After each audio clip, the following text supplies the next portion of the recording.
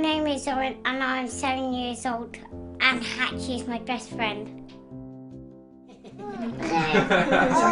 Take Owen.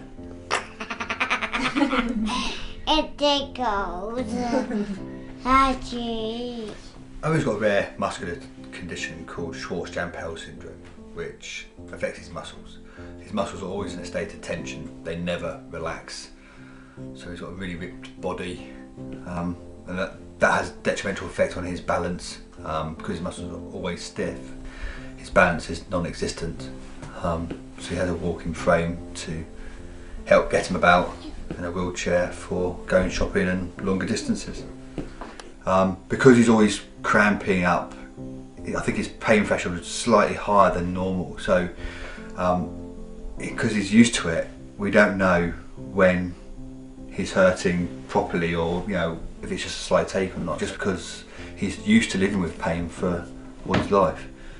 We reckon there's approximately 30 people with it in the world at the moment, and I think about 100 cases worldwide been recorded, so it's a very, very rare disorder. Okay, here's the story.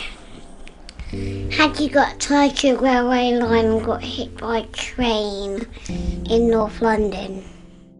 He got adopted by RSPCA found him, and then Ross and James adopted him. Then he was feeling bad, and then he came to us. He does look after me too, and he's special. In February 2012, I was flipping through Facebook and I saw a photo that grabbed my attention straight away.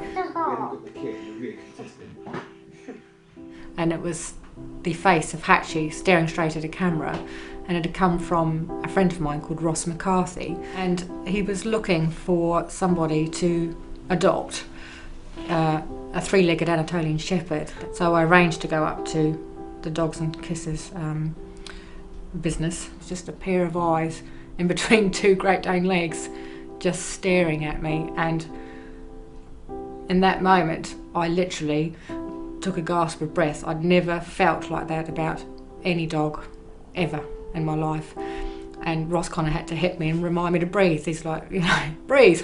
Oh.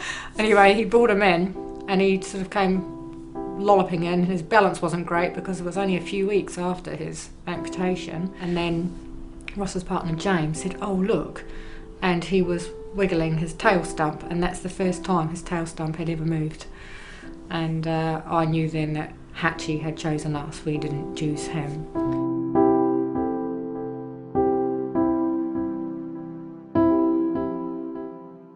It's quite incredible, very hard to describe, but it's almost like he understands. The day that Hatchie met Owen was utterly incredible, and it was electric, it was spiritual, as corny as that sounds. The first day I met him, it was in the morning. He just laid up to me, put his head on my lap, and that's what happened.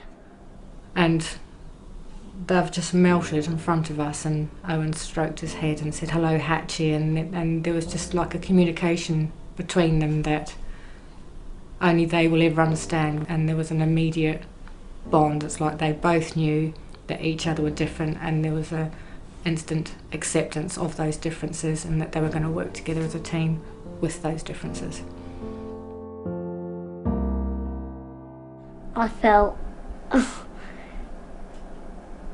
really happy. Everything changed my life with him.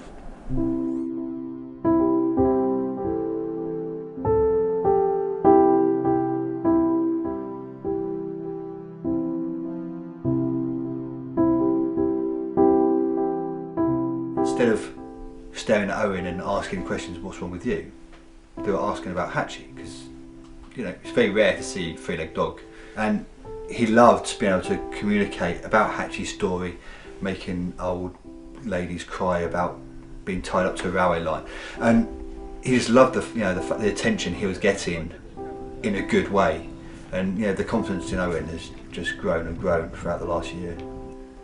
What had always been to him a negative attraction of people were looking at his wheelchair, and he thought that they were looking at him negatively, had gone and turned into a positive attention, and he didn't mind that at all, because the focus had gone from him to Hatchie, and that's what helped him build his confidence and learn to tell the story really well.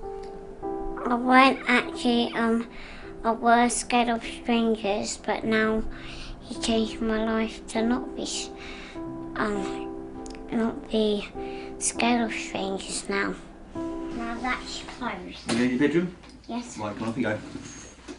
I'll see you in a bit. See you, Dad. Sometimes you'll see them having private conversations that's for doggies only, and you'll see him confiding in Hatchie, and you know that you don't even dare ask what was being discussed, because that's just between a boy and his dog.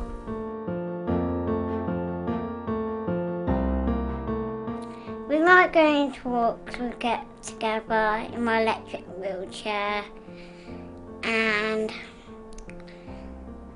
going to dog shows and crafts, and it's the biggest dog show in the whole UK, and it's called Crafts. Number 5 into the tunnel.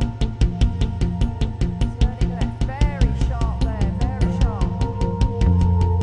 Pulling into the collapsible tunnel. Now here's our youngest finalist in Friends for Life. This is Owen. And Owen, just as importantly, behind you is Hatchie. You tell everybody here how much of a difference this dog has made to your life and what strength he's given you. He made me more confident. Because he's been through a lot, hasn't he, Hatchie? Yes, he has. And how much does it mean to you to be here in the final of Friends for Life?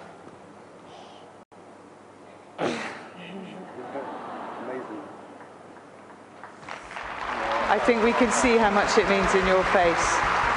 Good luck to you, Owen, and thank you for being here. The winner of Friends for Life 2013 with 54% of the vote is Owen and Hatchie.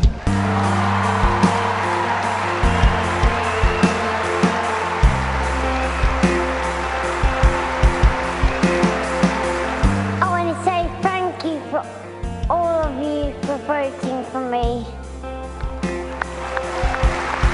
Owen, you are an absolute superstar, and so too is Hatchie. Let's give them both a round of applause, our winners of Friends for Life 2013, Owen and Hatchie.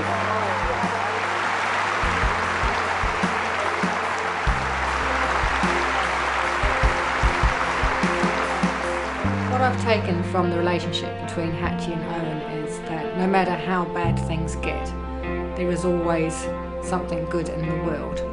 Owen and Hatchie simplify everything by pure love.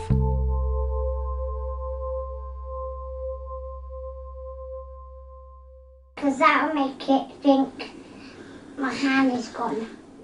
You see my hand's gone now? Ah! It's got cinnamon, sugar. Nice. I'm not even happy. I am amazed. That is happy, but that is amazing.